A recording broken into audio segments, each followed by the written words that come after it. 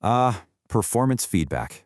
It's supposed to be this critical tool for managers, but let's be real. It's a conversation most of us absolutely dread, whether we're giving it or getting it. The goal is always to help people improve, but what if the way we've been doing it is just wrong?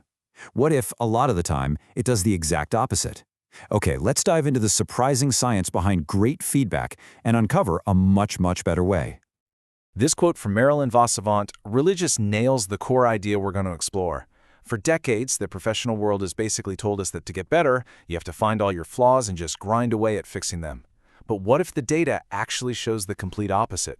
That the real secret to high performance isn't about the exhausting work of eliminating your weaknesses, but about the energizing work of pouring fuel on your strengths.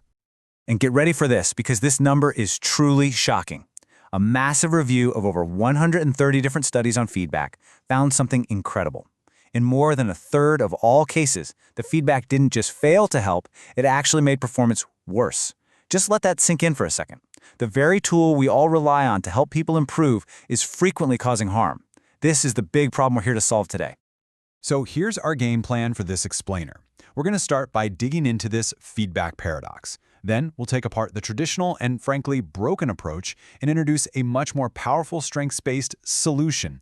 From there, we'll get super practical with 9 core rules for better feedback, see it all in action with a real-world example, and then wrap up with a new playbook you can start using like tomorrow. Okay, first up, the feedback paradox. This is all about the huge disconnect between what feedback is supposed to do, motivate us, help us develop, and what it so often actually does, which is demoralize people, create conflict, and basically make them shut down. And listen, this isn't just some abstract theory. These are actual quotes from real employees talking about their experiences. When the people on the receiving end are using words like devastating or calling it a conflict meeting, you know the whole system is broken.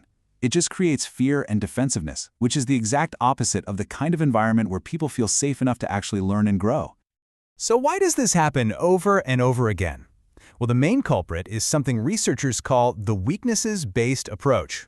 It's the old-school model of feedback, and it's built entirely on a foundation of finding flaws and trying to fix them.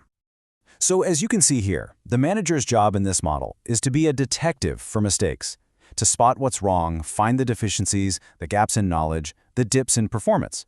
Then they deliver that negative feedback and pretty much just tell the employee to, well, fix it.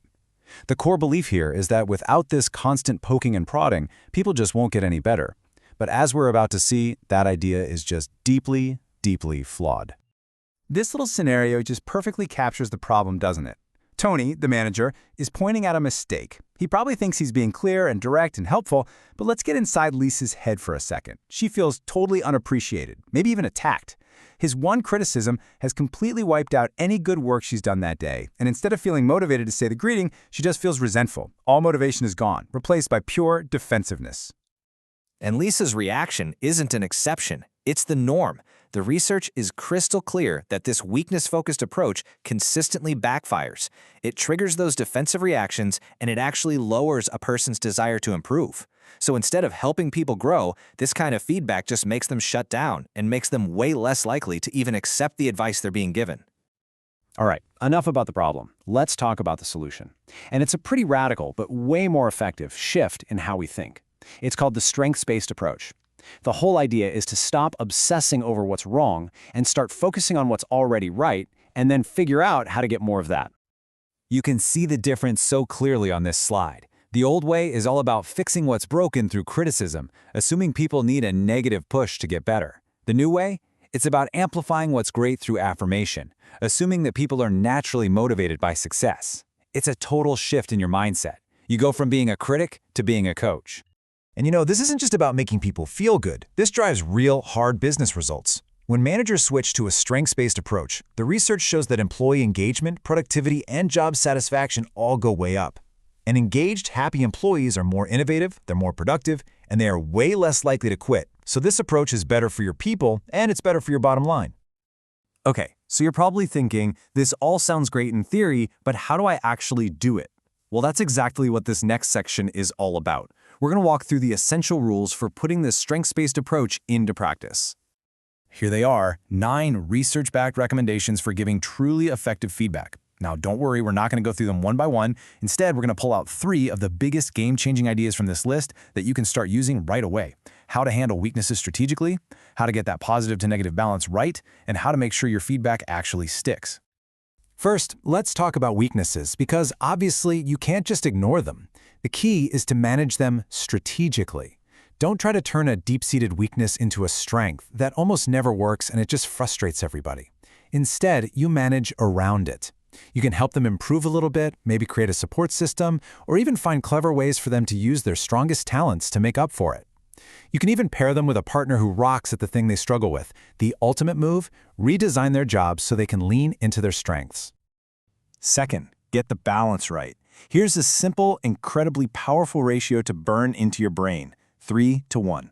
High-performing teams and highly motivated people consistently get at least 3 pieces of positive, strengths-focused feedback for every single piece of corrective feedback.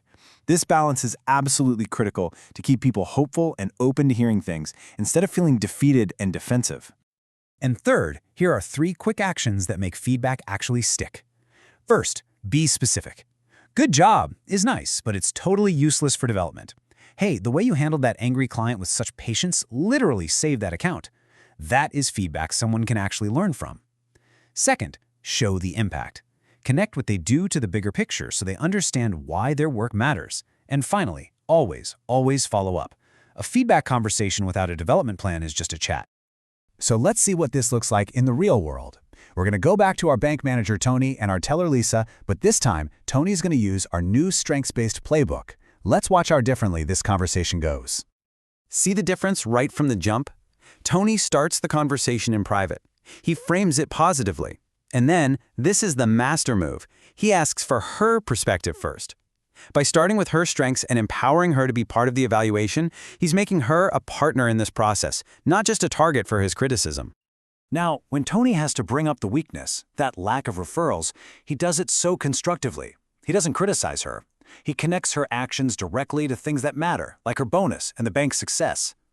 Then he partners with her to figure out a solution, and, so important, he schedules a follow-up. And just look at Lisa's reaction. She's engaged, she's bought in, and she's ready to give it a try.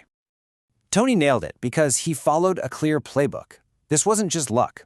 By turning what could have been a lecture into a collaborative dialogue, and by focusing on solutions instead of just pointing out problems, he transformed a potentially awful conversation into a productive, motivating one. That's the power of this approach. So, after looking at all the research and seeing it in action, what is the single most important idea to take away from all of this? What's at the heart of your new feedback playbook? It all comes down to this one simple thought. The real purpose of feedback isn't to find fault, it's to build capacity. A great manager, great colleague, a great mentor, their job is to find what is unique and powerful in each person and then help them grow it. So focus on building people up, not just on tearing them down. And that leaves us with one final question for you to think about. Based on everything we've talked about, the next time you get a chance to give someone feedback, what role are you going to play? Will you be the critic, laser-focused on finding flaws? Or will you be the coach, focused on building strengths? The choice is yours, and honestly, it will make all the difference.